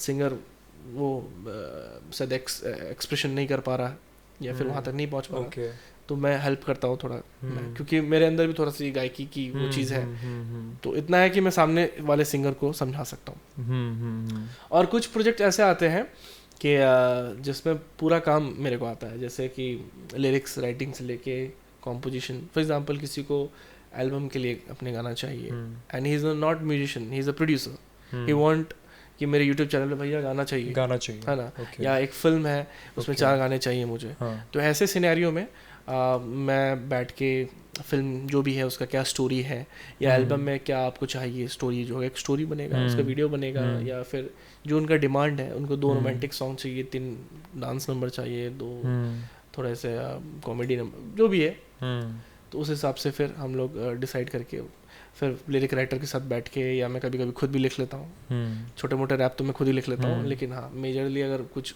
टफ काम हुआ तो मैं लिरिक राइटर लोग के साथ बैठ के, हाँ, उनको आइडिया दे के, तो फिर वो कुछ लिख के लाते हैं, एंड देन फिर आई कंपोज, एंड देन फिर अगर कुछ चेंजेस चाहिए तो फिर उनसे, करेक्ट, वो एक प्रोसेस, अलग प्रोसेस है। हाँ, अभी जो आप इतने सारे लोगों के साथ कोलैबोरेट करते हैं, तो इसके लिए आपको सिंगिंग का नॉलेज, प्रायर लाइन नॉलेज ज़रूरी होता है साउंड इंजीनियरिंग के लिए, या फिर विदाउट नॉलेज भी आप गेन कर सकते हो, क्योंकि उन लोगों के लिए है शायद जो कि बस घुसना चाहते हैं, मतलब कि जो सिंगिंग में नहीं है बट उनको इंटरेस्ट है कि मेरे को साउंड जानना है, मेरे को सीखना है, तो उनके लिए कितनी मुश्किल हो सकती है? आप एज ए सिंगर आप पता नहीं, कर सकते हो, ज़रूरी ये नहीं है कर कि सकते सिंगर होना ज़रूरी है, अच्छा। लेकिन म्यूज़िक में इंटरेस्ट होना चाहिए, गाना सुनने की आदत होनी चाहिए। हो। अच्छा, तो एक साउंड इंजीनियर को ज़रूरी नहीं है कि सिंगर होना ही चाहिए। लेकिन आपके कोर्स में इंक्लूडेड था वहाँ पे?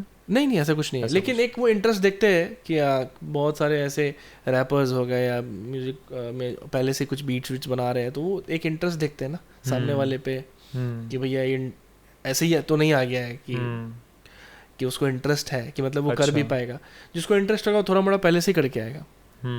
या तो वो गायकी करेगा, या तो वो बीट्स बना रहा होगा, या तो वो रैप कर रहा होगा। ये सब चीज़ तो आजकल होना ही है कि आप पहले इनिशियली कुछ करोगे तभी तो इस फील्ड में क्यों आ रहे हो। अगर किसी को डॉक्टर बनना है तो बायोलॉजी में जिसको इंटरेस्ट होगा वही ना डॉक्टर बनेगा। ऐसा तो नहीं है कि वो संस्कृत पढ़ रहा है फिर उसको डॉक्टर बनना है। तो वैसे हम लोग भी ये इंटरेस्ट मेरे हिसाब से शुरुआत होती है एक छोटे से सिंगिंग से ही, या वो आपके म्यूजिक से प्यार। हाँ, म्यूजिक से प्यार बेसिकली। हाँ, म्यूजिक से प्यार होना बहुत ज़रूरी है। हाँ, तो फील्ड तो बहुत बड़ा है। अब जैसे मैं फिल्म का एक चीज़ भूल गया था, फिल्म के मिक्सिंग में क्या होता है। फिल्म में बेसिकली ना इट्स बहुत बड़ा फील्ड है फिल्म का, अलग ही स्पेक्ट्रम है साउंड का पूरा। अच्छा। हम रिकॉर्डिस्ट तक पहुंचे थे लास्ट टाइम, है ना। लेकिन उसके बाद होता है वहाँ के जो डबिंग इंजीनियर जो डब करते हैं, बेसिकली रिकॉर्ड कर रहे होते हैं, जैसे स्टूडियो में रिकॉर्ड होता है। उसके बाद फिर स्टूडियो में आता है बैकग्राउंड म्यूज़िक। बैकग्राउंड म्यूज़िक ऐसा चीज़ है ना, इंसान जब पैदा होता है ना तो उसको भाषा की नॉलेज नहीं होती है। उसको हिंदी नहीं मालूम, इंग्लिश नहीं मालूम, माँ बाप जो सिखाता है वो सीखता है, फिर स्कूल जाता है, कॉलेज जाता है, तो भाषा की समझ होती है। एक हिंदी वाले को शायद अरबिक नहीं समझेगा, अरबिक वाले को हिंदी नहीं समझेगा, जब तक हम सीखे ना उस चीज़ को। लेकिन म्यूज़िक ऐसा चीज़ है सिखाने की जरूरत नहीं है। करेक्ट है। अगर एक अप टेम्पो गाना बज रहा है तो बच्चा भी डांस करने लगेगा। एक सैड म्यूजिक बज रहा है टीवी पे, साला दिल हम लोग का भी बैठ जाता है कि क्या हो गया रे, है। ऐसा होता है ना। तो वो चीज़ तो सिखाया नहीं गया कभी। ये अंदर इम्बेडेड ही है। सेम लाइक कलर्स इम्बेडेड है जैसे हमारे अंदर। हमको कुछ लाल दिख रहा है, प्यारा सा दिख रहा है, एक माउंटेन का सीनरिक व्यू है, अच्छा लग रहा है तो वो चीज़ अंदर में है तभी तो। ऐसे म्यूजिक हमारे अंदर है। बोलते हैं ना 7 सुर हमारे अंदर ही है। संगीत को ईश्वरवाणी बोलते हैं। चक्रास बेसिकली जो होता है। चक्रास, 5 चक्रास। थोड़े से मैं स्पिरिचुअलिटी में चला गया। 7 चक्रास होते हैं। 7 अच्छा, ये 7 का कंसेप्ट मुझे थोड़ा सा ये लगता है कि 7 चक्रास, 7 सुर, ओके है। अच्छा, है ना, 7 कलर। ओह वाओ, है ना। वैसे और ज्यादा डीप में जाएगा 7 समुंदर भी होता है, 7 फेरे भी होते हैं, 7 फेरे भी होते हैं, 7 सप्ते भी होते हैं। नहीं, लेकिन 7 बच्चे नहीं होते, सप्तऋषि भी होते हैं। तो लाइक 7 का कंसेप्ट, सप्तऋषि। हाँ, ये सारे 7 का कॉन्सेप्ट मेरे सारे में आ गया। और जबकि ये सारे नेचुरल चीज है तो संगीत भी नेचुरल है, तभी तो 7 धुनें। अच्छा, ये देखो ना आप, एक वो प्रिज्म से जब लाइट का रेज निकलता है तो 7 कलर आते हैं, 7 कलर्स आते हैं ना। विबग्योर आता है, इंद्रधनुष। वैसे ही 7 सुर भी मेजर, उससे फिर मिल के बहुत सारे सुर बन जाते हैं। सिमिलरली म्यूजिक भी वही है, लाइट का ही एक अलग सोर्स ऑफ एनर्जी है जो कि वो हम लोग इंसान परसीव कर सकते हैं म्यूजिक को। तो वैसे ही एक बैकग्राउंड म्यूजिक का काम होता है कि फिल्म के इमोशंस के साथ हम लोग को म्यूजिक बनाना पड़ता है। अभी थोड़ा सा एग्रेसिव सीन है या चेजिंग सीन है, तो उसका म्यूजिक कैसा रहेगा, एकदम टिक टिक टिक टिक अप टेम्पो, थोड़ा सा उसमें इंस्ट्रूमेंटेशन भी, परकशंस यूज होंगे अलग अलग। तो हम लोग वो चीज़ डिज़ाइन करते हैं इंस्ट्रूमेंट से ही, अलग अलग सुर को ट्रिगर करके अलग अलग टेम्पो पे उस सीन को वैसा बनाते हैं कि चेजिंग सीन लगे, है ना। एंड फिर एक रोमांटिक सीन है तो उसमें फिर इंस्ट्रूमेंटेशन चेंज हो जाएंगे, पियानो आ जाएंगे, मैलिन आ जाएगा, पैड्स आ जाएंगे, चिल पैड्स आ जाएंगे, हल्का हल्का इंस्ट्रूमेंट आएगा। स्वैगी है इंट्रो थोड़ा सा, तो हॉर्न्स बज रहे हैं, उसमें गिटार्स बज रहे हैं, स्वैग से आ रहा है कोई बंदा, है ना। तो इलेक्ट्रिक सिंथेसाइजर्स के साउंड है। तो वैसे हम लोग इंस्ट्रूमेंट से, सुर से, कंपोजिशन से उस चीज़ को डिज़ाइन करते हैं सारा चीज़, कि लोगों को वो इमोशंस ट्रिगर हो जाए। सैड सीन है तो सैड लगना चाहिए भैया, चेजिंग सीन चेजिंग लगना चाहिए, है ना, मारधार वाला है तो एकदम वैसा लगना चाहिए, है ना, क्योंकि आप बिना साउंड का म्यूजिक मूवी देख भी नहीं सकते। बिना साउंड का लाइक अगर आप म्यूट करके एक हॉलीवुड की आप करोड़ों की 100 करोड़ की 1000 करोड़ की मूवी भी देख रहे हो तो आपको मज़ा ही नहीं आएगा, लाइक उसकी वैल्यू ज़ीरो है। तो साउंड इम्पैक्ट, अगर विजुअल्स थोड़े डल भी है, मतलब कम बजट का भी है, लेकिन साउंड तगड़ा है ना तो मज़ा अपने आप आने लगता है। तो साउंड का बहुत बड़ा रोल है, म्यूज़िक का हो। एंड फिर आता है फोली। ओके, फोली हो गया। फोली बेसिकली क्या हो गया कि जैसे आप ट्रेन में हो तो ट्रेन में भी बहुत कुछ, तो ट्रेन का साउंड हो गया, साउंड डिज़ाइनिंग का वो कोर्स है, it's a part of sound design. Sound design, sound design बोलते हैं उसको। ये एक अलग कोर्स है? ये कोर्स नहीं है, इट्स सब पार्टी है साउंड इंजीनियरिंग के। साउंड इंजीनियरिंग के पार्ट है। लेकिन क्या होता है फिल्म में जब लोग ज्यादा होते हैं ना, सब अपने अपने फील्ड को डिफाइन कर लेते हैं। अब मान लो मैं 3 घंटे, क्योंकि आपका ही इतना काम हो जाएगा कि आप शायद उस पार्ट में नहीं देख पाओगे। तो साउंड डिजाइन के पार्ट में आ जाता है फोली। फोली क्या हो गया कि जैसे फॉर एग्जांपल हॉर्स का आप देखे होंगे मूवी वगैरह में, पहले के फिल्म में कि घोड़ा दौड़ रहा है, तो अब थोड़ी ना घोड़ा को ढूंढने जाएंगे रिकॉर्डर लेके कि भैया घोड़ा कहाँ है, उसके आवाज पे माइक लगाओगे, उतना मेहनत करने जाओगे तो घोड़ा लाती मार देगा, बच के भी नहीं आओगे वापस। तो ऐसे सिनारियो में क्या करते हैं ना, हम लोग मिमिक करते हैं साउंड को। अच्छा, तो फोली आर्टिस्ट होते हैं जो फोली आर्टिस्ट होते हैं। इसके लिए बहुत ज्यादा पढ़ा लिखा होना जरूरी नहीं है, कॉमन सेंस की जरूरत है और थोड़ा सा ये कैसे वो साउंड को क्रिएट कर सके। हाँ, तो बेसिकली हॉर्स का चलने का जो साउंड है तिड़क तिड़क तिड़क, वो बेसिकली नारियल के जो होते हैं ना ऊपर के शेल्स, हाँ, उसको एक टेबल पे कपड़ा लगा के एंड देन वो शेल से वो उसके पैर के जो खुर के साउंड होते हैं वो मिमिक किया जाता है सीन में देख देख के जिससे चल रहे होते हैं। तो वो साउंड से माइक में फिर उसको थोड़ा सा मैनिपुलेट करके मिक्सिंग में अलग, मतलब उसको अलग एस्पेक्ट EQ वगैरह करके कंप्रेस करके उसको वैसा बना देते हैं, उस लेवल पे डालते कि लगना चाहिए कि असली के घोड़े के साउंड है। और 1 से 10-12 घोड़े हैं तो फिर उस चीज़ को मल्टीप्लाई करके अलग अलग तरीके से लेयर करके and then we create that much of sound. फिर ऐसे ही तलवार के साउंड है, फॉर एग्जांपल निकला तलवार, तो कुछ तो आपको लाइब्रेरी सैंपल्स के मिल जाते हैं, बेसिकली वो भी एक तरह से रिकॉर्डेड ही होते हैं। और लेकिन इसके पेटेंट नहीं होते, जैसे म्यूजिक के पेटेंट होते हैं, कुछ लाइब्रेरीज होते हैं पेटेंट, मतलब पेटेंट होते हैं। वो लोग लाइसेंस के लिए दे गिव, आप बाय करोगे तो वो लाइसेंस दे देते हैं। अच्छा, ओके। अगर इन केस इन फ्यूचर में अगर मान लो उनको पता चल गया कि मेरा लाइब्रेरी यूज किया हुआ है और आपने इलीगली यूज किया हुआ है, तो केस तो हो सकता है ना। लेकिन उसके फोली नॉइजेस के लिए भी हो सकते हैं, मतलब ये आप क्लेम कर सकते हो, पेटेंट डाल सकते हो उसके लिए भी। पेटेंट नहीं होता है बेसिकली, इनका कॉपीराइट का चलता है। अगर आप पकड़े गए, नहीं पकड़े गए तो बल्ले बल्ले है ना भैया। क्या दिक्कत। लेकिन आज के ज़माने में, डिजिटल ज़माने में आपको पता चल ही जाता है इतनी सारी चीज़ें, मतलब अब उतना नहीं कर सकते आप क्योंकि हर कोई सैम्पलिंग भी लीगल हो ही गया है, मतलब आप परमिशन ले लीजिए। अच्छा, आप लाइब्रेरी सही यूज़ कीजिए, और नहीं है लाइब्रेरी तो फोली आर्टिस्ट को बुलाइए भैया, क्या खुद से ही कुछ चीज रखना चाहिए अपने पास एंड वो चीज रिक्रिएट कर सकते हैं आप। तो आप ये फोली वाले काम मैं एक्चुअली मैं फोली का काम नहीं करता हूँ, लेकिन मैं किया हुआ हूँ फोली का काम, मतलब कुछ प्रोजेक्ट्स में मैंने एज अ रिकॉर्डिस्ट मैंने, अब मेरा सेंस है कि मैं करवा सकता हूँ वो सब चीज़ों को।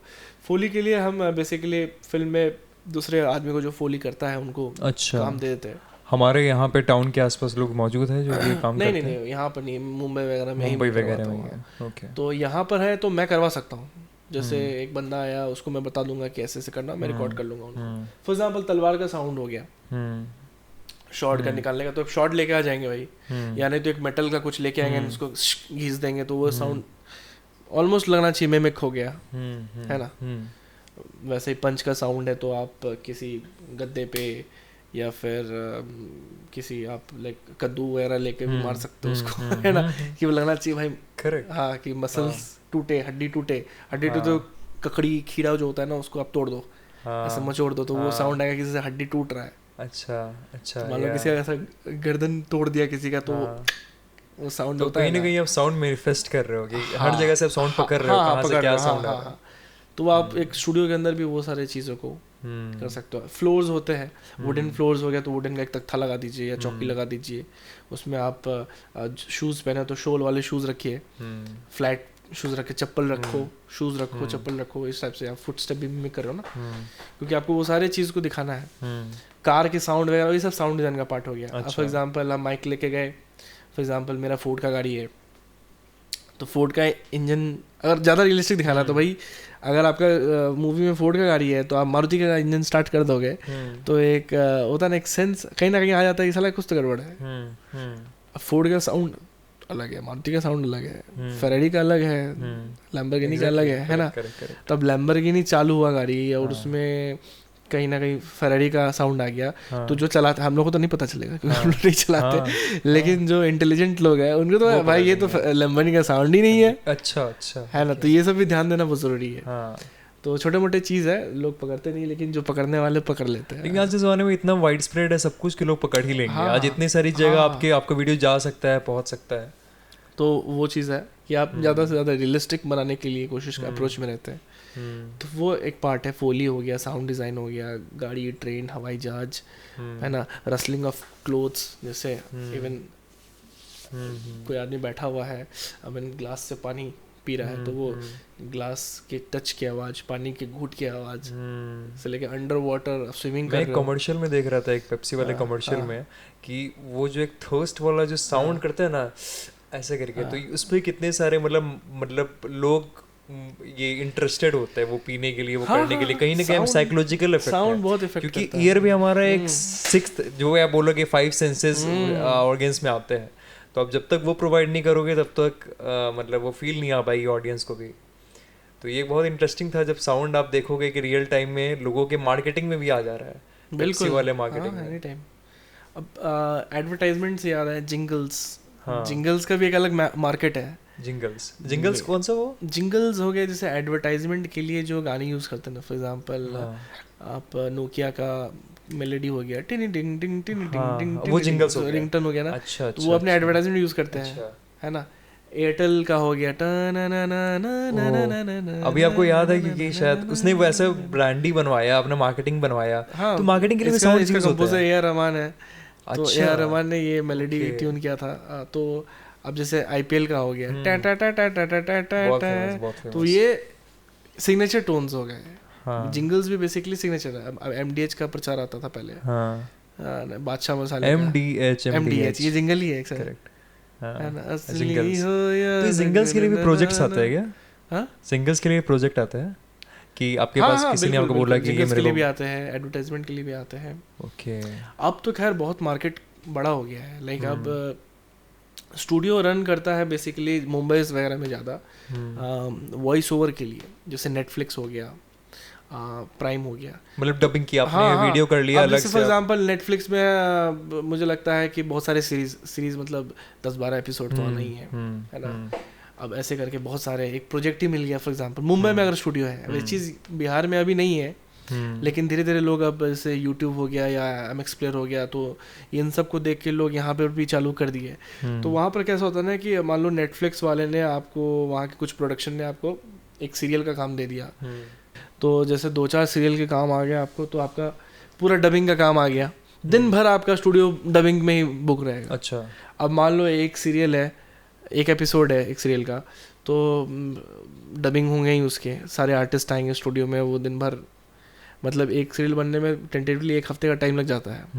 अब वो चीज़ को भले बहुत पहले से प्रिपेयर हो रहा होता है वो, अच्छा, लेकिन हाँ जैसे डेली कंज्यूमेबल है तो कोशिश करते हैं आर्टिस्ट की जल्दी से जल्दी, तो उसमें आपको डिटेलिंग भी कम दिखेगा जो डेली आ रहा है, डेली सोप वाले जो होते हैं। अब सीरीज़ हो गए तो सीरीज़ इज़ लाइक थोड़ा सा टाइम लगता है, 5-6 सीरीज मतलब सीरीज़ में उसे एपिसोड्स भी 5-6 या 10 होते हैं, ऐसे करके होते हैं, एंड वो काफ़ी दिन तक बनता है। इवन मूवी से ज़्यादा बड़ा होता है, मूवी से ज़्यादा डिटेल्ड काम होता है उसमें। तो उसमें अगर आपको एक प्रोजेक्ट मिल गया एंड देन उसमें मान लो 100 कैरेक्टर है, तो 100 कैरेक्टर तो स्टूडियो आएंगे है ना, उनका टाइमिंग लगेगा कि भाई ये सारे डबिंग आर्टिस्ट, हाँ डबिंग आर्टिस्ट होगा। अब वो मूवी में सब कुछ किए हुए डायलॉग वगैरह, लेकिन आपको स्टूडियो आकर तो वापस डबिंग करना है। डबिंग इसलिए करना है क्योंकि क्लियर साउंड चाहिए। उसके बाद ताकि मिक्सिंग में हम उस चीज़ को फिर मिक्सिंग का काम होता है कि वो कितना रियलिस्टिक बना सके, क्योंकि स्टूडियो में तो बहुत फिक्स्ड माइक्रोफोन लगा हुआ है, एक कंट्रोल्ड इन्वायरमेंट में हो रहा है वो, फिर उसको आपको वैसा बनाना पड़ेगा। फॉर एग्जांपल अगर आप एक टनल में हो और टनल में सीन हो रहा है तो टनल वाला इफेक्ट आना चाहिए, वो रिवर्ब गूंजना आवाज का। आप ओपन एरिया में हो तो वैसा साउंड का आपका एम्बियंस क्रिएट करना पड़ेगा। अंडर वाटर हो तो वैसा, अगर है ना, फॉर एग्जांपल आप क्लब से बाहर निकले, ऐसा सीन है, क्लब से बाहर निकले और क्लब में म्यूजिक बज रहा लाउड, और जैसे गेट बंद करते हो तो आपका फिल्टर्ड हो जाता है साउंड, फिल्टर्ड हो जाता है ना। करेक्ट। तो वो चीज़ हम लोग सॉफ्टवेयर में क्रिएट करते हैं वो चीज़। अच्छा मतलब क्लब का साउंड है एंड देन उसमें फिल्टर लगाते हैं एंड उसको ऑटोमेट करते हैं। ये मोस्टली वहां पे रिकॉर्डेड हुआ। बेसिकली वो बंदा गेट लगाया और वहां से ऑटोमेशन चालू हुआ और जैसे से गया एंड देन फिर उस टाइम पे हमको वो चीज धीरे धीरे फेड आउट करना है। तो वो सारा चीज एडिटिंग में किया जाता है। तो very interesting field, very interesting. अब मेरे को लग रहा है कि शायद मेरे को किसी ने बताया होता 7th-8th स्टैंडर्ड में तो शायद मैं थोड़ा इंटरेस्टेड होता अब जाकर। लेकिन आप अभी अपने स्टूडियो में ये प्रोवाइड कर रहे हो, अगर कोई डबिंग करने के लिए आया तो आप ये प्रोवाइड? अच्छा, डबिंग होता है। देखिए यहाँ पर वैसे इस टाइप के प्रोजेक्ट से थोड़ी सी लोग उतने शायद, क्योंकि यहाँ पर इंडस्ट्री नहीं है ना। इंडस्ट्री नहीं है। आप कहाँ देख रहे हो इंडस्ट्री, मतलब कि साउंड का और म्यूजिक का बिहार में और कहाँ तक जा सकता है? देखिए मैंने जब से यहाँ स्टूडियो में मेरा डेली रिकॉर्डिंग चल रहा है। मेजर यहाँ पर काम होता है म्यूजिक का। आई डोंट नो, क्योंकि शायद मैं म्यूजिक से हूँ तो ज़्यादा म्यूजिक वाले लोग आते हैं या फिर उतना बजट नहीं है कि लोग मूवी बना पाए, है ना। और उसका रिटर्न क्या होगा उसका भी एक डाउट है लोगों को, क्योंकि यहाँ पर लोग कमाने खाने वाले हैं, मतलब इकोनॉमिकली थोड़ा सा वीक एरिया पड़ता है। करेक्ट। तो जितना हम लोग चार्ज करते थे मुंबई पुणे में लोगों से एक गाने के, वो उसका यहाँ पर शायद हमको लगता है 5 times कम चार्ज करना पड़ता है। If like I was charging 50,000 पर सॉन्ग देयर, लेकिन क्वालिटी सेम है। क्वालिटी सेम है, बंदा वही है तो फिर मतलब कोई बंदा अगर बैंगलोर से सोचे कि नहीं करके हम दीक्षित जायसवाल जाके स्टूडियो में रिकॉर्डिंग करें, अरे उनके लिए प्लस पॉइंट हो जाएगा ना। हाँ, उनके तो प्लस पॉइंट है। और लोग जैसे और ऐसे करते हैं काफी लोग जो है, जो आई मीन मेरे कुछ फ्रेंड्स हैं जो कि कटिहार के हैं, कुछ भागलपुर से है, वो मुंबई में जाके सिंगिंग कर रहे हैं, सब कुछ परस्यू कर रहे हैं, ठीक है ना। लेकिन गाना जब भी आते छुट्टियां हमें यहाँ पर आके बनाते। वही आउटसोर्स वाली बात हो गई कि जो यूएसए में आप कंपनी है लेकिन आप यहाँ के लेबर यूज कर रहे हो, तो सेम चीज, मतलब ये भी चीज हो सकता है। हाँ देखो क्वालिटी मैटर्स ना, लोगों को क्वालिटी से मतलब क्वालिटी चाहिए।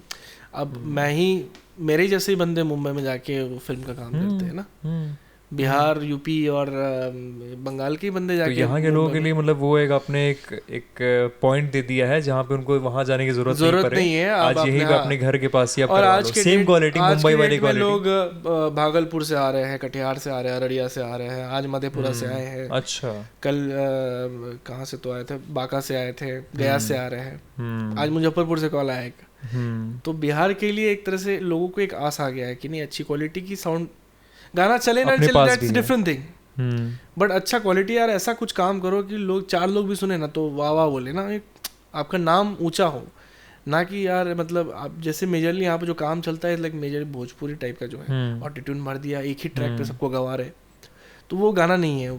गाने के नाम पे धोखेबाजी है वो सब, है ना। और चल जाता तो कुछ भी बोल दिया है, कुछ भी चल जाता आजकल, वो सब सेंस नहीं है। क्या अच्छी चीज हो, अगर नहीं चल रही तो अच्छा चीज नहीं, ऐसा नहीं है, अच्छा चीज ही रहेगा। क्रीम ऑडियंस जो होती है ना, जो नेटफ्लिक्स का मार्केट सबसे कम है इंडिया में, बट क्रीम ऑडियंस नेटफ्लिक्स देखती है, है ना। और जो शायद अफोर्ड नहीं कर सकते वो एमएक्स प्लेयर देखते हैं। सबसे बड़ा मार्केट एमएक्स प्लेयर का है, like 34% of market share MX player का। अच्छा, शायद हम और तुम देखते भी नहीं देखते हैं। हाँ नहीं देखते, सही बात है। उससे भी कम है ये 8-9% प्राइम का है, फिर हॉटस्टार का है, वो सब उसमें ही रह जाते हैं।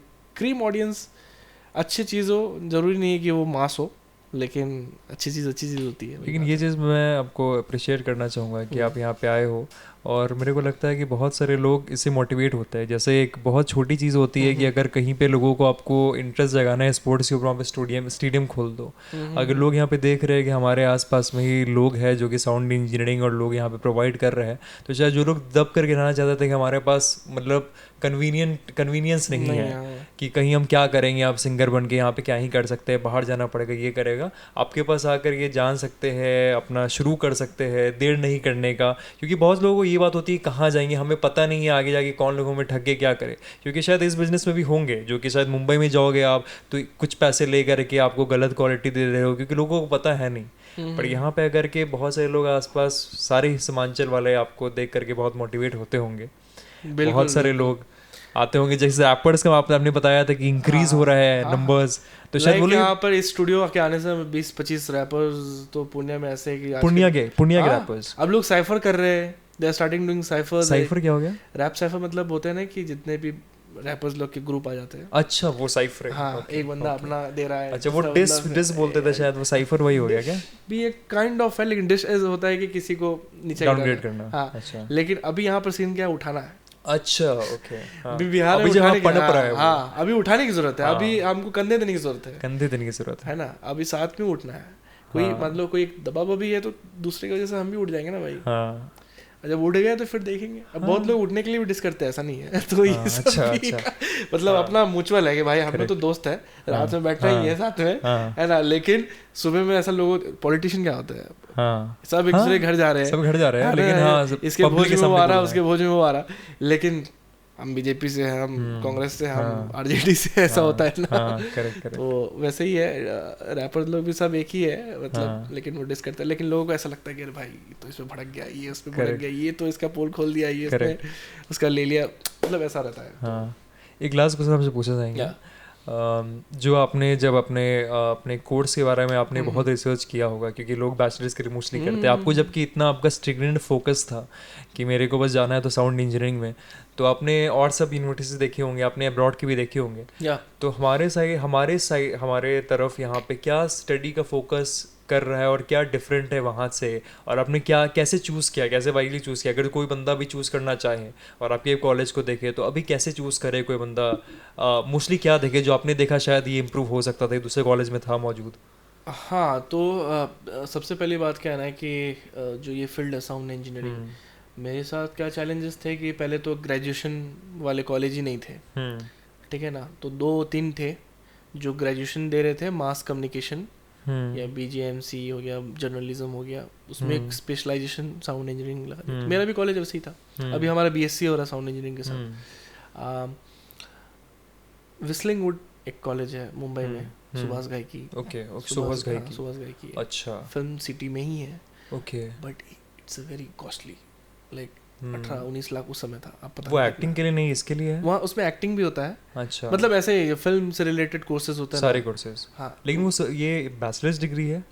हाँ, बैचलर्स भी दे रहे हैं वो, मतलब बेसिकली वो किसी थर्ड पार्टी यूनिवर्सिटी से, जैसे वहाँ का शायद एक यूनिवर्सिटी नाम याद नहीं आ रहा, विद्यापीठ था, उसके साथ उनका टाई अप था। हमारे कॉलेज का भी तिलक महाराष्ट्र विद्यापीठ, फिर एक हमारा बैंगलोर में भी ब्रांच खुला है, तो बैंगलोर के एक ब्रांच से उसका टाई अप था।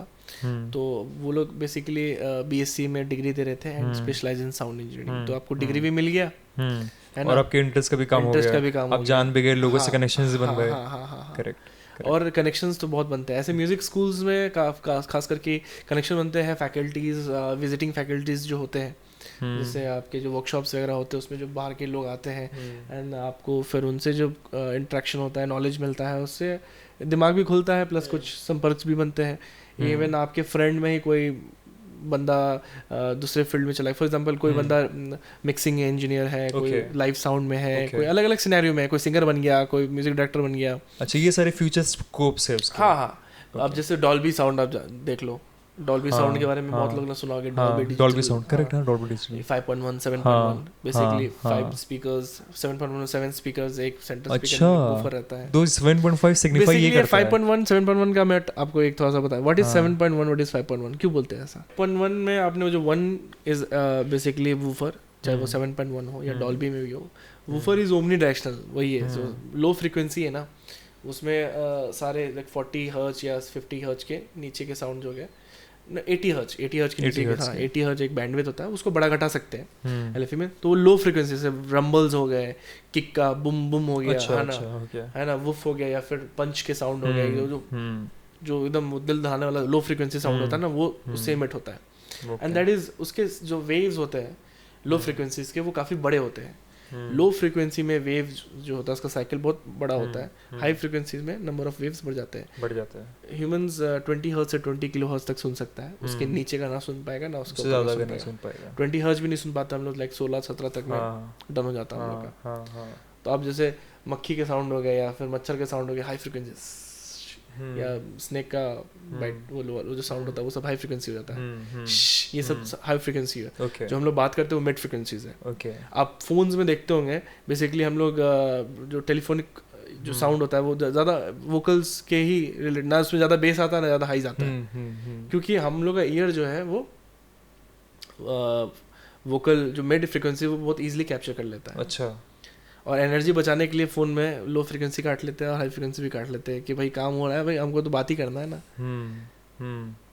लेकिन आपको फ़ोन में आप गाना सुनते होंगे तो आपको बेस नहीं आता वो ठीक से, ना ही हाई फ्रिक्वेंसी। अब तो खैर नेटवर्क अच्छा हो रहा है तो बैंडविड्थ अच्छे हो रहे हैं, तो लाइक डेटा ट्रांसफर बहुत फास्ट हो गया है, तो डेटा ट्रांसफर कंट्रोल करने के लिए लोग पहले फिल्टर लगा देते थे। अच्छा। एंड जो मिड फ्रिक्वेंसी वो क्लियर सुनाई देगा। तो बेसिकली 5.1 7.1 LFE इसको लो फ्रिक्वेंसी एलिमिनेटर बोलते हैं। तो उसका काम होता था वूफर वगैरह, उसका साइज जितना बड़ा ले लीजिए उतना हेवी साउंड करेगा वो। ओके। एंड बाकी 5 स्पीकर, उसमें एक सेंटर स्पीकर, 2 फ्रंट स्पीकर, फिर पीछे के 2 सराउंड साउंड। अच्छा। या फिर बीच में भी लगा सकते हैं आप सराउंड। लेकिन आपने जितने डिटेल में बताया अभी तो मेरे हिसाब से वो शायद आपने जो बोला था जो एक्सपीरियंस वाले बंदे हो जो रिकॉर्डिंग करे वो इतने डिटेल में नहीं बता पाता है जितने आपने शायद ये I think it is thankful to your university और कॉलेज जिसने साउंड इंजीनियरिंग का ये मतलब फायदा रहा है बेसिकली। हाँ कि टेक्निकलिटी आपको पूरा सब कुछ साउंड के बारे में पता है। हम लोग माइक से कैसे अलग अलग लेवल से रिकॉर्ड करोगे कि उसका मतलब होता है ना कि आप उसका विड्थ बनाना चाह रहे हो, साउंड को लार्जर देन लाइफ बनाना है, तो माइकिंग से ही हम लोग बहुत डिफरेंट एक बस एक लास्ट फॉलो अप क्वेश्चन था वो पिछले के ऊपर कि अभी क्या क्या रोल्स मतलब लोगों के लिए खुला है उसके बाद, और कैसे लोग मतलब कॉलेज में रह करके अगर प्लेसमेंट तो असिस्टेंस जरूर देती होगी लेकिन अपने अनुसार उनके लिए क्या क्या अपॉर्चुनिटीज़ बाहर है, क्या क्या एक्सप्लोर कर सकते हैं लोग स्टूडेंट्स कॉलेज के बाद साउंड इंजीनियरिंग के बाद। देखिए साउंड इंजीनियरिंग के बाद आप रिकॉर्डिंग इंजीनियर बन सकते हैं। किसी स्टूडियो में बैठ के आप दिन भर आपका काम है रिकॉर्ड करना, चाहे आप इंस्ट्रूमेंट रिकॉर्ड कीजिए या वोकल्स डब कीजिए, है ना। फिल्म के वही में होता है कि नेटफ्लिक्स का काम आ गया, 4-5 प्रोजेक्ट आ गया भाई, दिन भर वॉइस ओवर आर्टिस्ट को आप रिकॉर्ड कर रहे हो। अच्छा ओके। है ना। डबिंग इंजीनियर भी बन सकता है। रिकॉर्डिंग किसी को म्यूजिक में है तो वो म्यूजिक के इंस्ट्रूमेंट को रिकॉर्ड करना है। बड़ा प्रोजेक्ट आ गया गाने का तो उसमें परकशंस को रिकॉर्ड करना है, विनार, वायलिन, फ्लूट, ड्रम्स, ये सब को रिकॉर्ड करना है। रिकॉर्डिंग एक अलग सेक्टर हो गया। उसके बाद कोई मिक्सिंग इंजीनियर है तो उसका काम सिर्फ मिक्सिंग ही करना है। मतलब प्रोजेक्ट रेडी मिल गया उनको, रिकॉर्डेड सब कुछ, अब उनको क्लीन करना है, एक इंस्ट्रूमेंट को, ड्रम्स को क्लीन करेगा, गिटार को क्लीन करेगा, है ना। उसके बाद मास्टरिंग इंजीनियर काम हो गया, ये तो एक स्टूडियो वाले का काम हो गया। लाइव साउंड में अपना वही फिर पूरा बैंड को संभालना हुआ, लाइव स्पीकर्स, रैक, फिर इनपुट, माइक्रोफोन से लेके एवरीथिंग, करेक्ट, है ना। उसमें भी टीम रहता है, आपके जूनियर्स भी रहेंगे, सीनियर्स भी रहेंगे, सब साथ में मिलके you know you will do. And then फिर लोकेशन साउंड, फिल्म के साथ आपको लोकेशन साउंड में घूमने का मौका मिलता है। आप एक क्रू रहते हो फिल्म के, लाइक फिल्म में हीरो हीरोइन का चल रहा है अपना, आपका काम भाई सेट पे जाना है, साउंड वाउंड सेटअप करना है पूरा, है ना। जैसे एक लाइट का सेटअप होता है वैसे वहाँ पर साउंड का सेटअप करना है, कैमरा सेटअप करना है, वैसे साउंड का सेटअप होता है। मतलब आजकल हर एक रिकॉर्डेड चीज में साउंड आ गया है तो हर एक चीज आपके पास रियलिटी शोज में आपको लाइव साउंड्स का आपको मिल जाएगा। एंड देन रियलिटी शोज में भी क्या होता है ना, एक अंदर की बात बताता हूँ मैं जो कि आपको कोई नहीं बताया। बेसिकली क्या होता है कि अल्टीमेटली वो भी शोज बना रहे हैं ना, तो जो ऑडियंस है उनको अगर अच्छा नहीं सुनाई देगा तो वो भी भाग जाएगा, सिंपल सी बात है। हमको क्लीन क्लियर बढ़िया सुनना चाहिए, भले जजमेंटल वहाँ पे जो भी हो रहा है, आपने अच्छा गाया, आपने अच्छा नहीं गाया, वो तो लाइव में करके वो लोग कर रहे हैं। लेकिन उसके बाद भी वो क्या होता है ना कि सारा चीज इंडिविजुअली वहाँ रिकॉर्ड हो रहा है, लाइव में तो चल ही रहा है, हम लाइव सुन भी रहे हैं, उससे लाइव मिक्स भी हो गया वो, लेकिन इंडिविजुअली वो चीज़ रिकॉर्ड भी हो जाता है आपके रिकॉर्डर में, मल्टी ट्रैक। मान लो वहाँ 25 माइक्रोफोन्स लगे हुए हैं तो 25 के इंडिविजुअल आपको सिग्नल्स मिल गए। अच्छा। फिर इंजीनियर क्या करता है, ब्रॉडकास्ट के लिए एडिटिंग के टाइम पे उस चीज़ को और बेहतर तरीके से मिक्स करता है। अगर मान लो हो सकता है कि उस समय कुछ माइक्रोफोन में इश्यूज आ गए हो, मान लो कीबोर्ड फॉर एग्जांपल फ्लूट बज रहा है और फ्लूट का माइक का केबल कट गया हो, या कुछ उसमें नॉइज आ गया हो सकता है, इट्स टेक्निकल चीज है। ये तो हम लोग जो बैठेंगे भाई ढंग से रिकॉर्ड नहीं होता है ना।